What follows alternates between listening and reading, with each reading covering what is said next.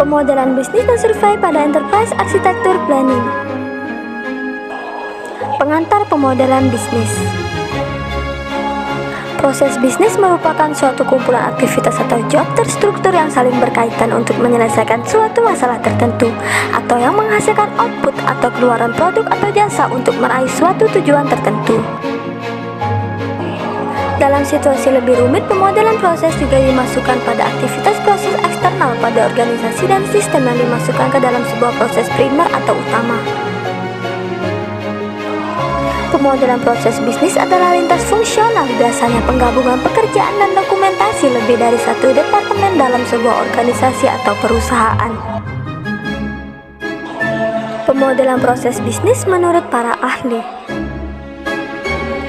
Hammer dan Campi tahun 1994 menyatakan bahwa proses bisnis merupakan sekumpulan aktivitas yang memerlukan satu atau lebih masukan input yang membentuk suatu keluaran atau output yang memiliki nilai yang diinginkan pelanggan. Indrajit pada 2002 menyatakan bahwa proses bisnis adalah sejumlah aktivitas yang mengubah sejumlah input menjadi output untuk orang lain.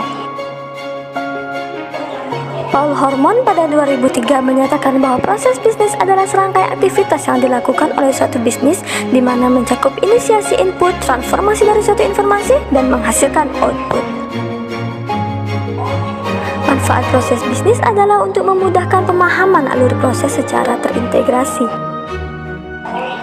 Tujuan proses bisnis adalah untuk mendefinisikan langkah-langkah yang harus diambil untuk mencapai suatu tujuan.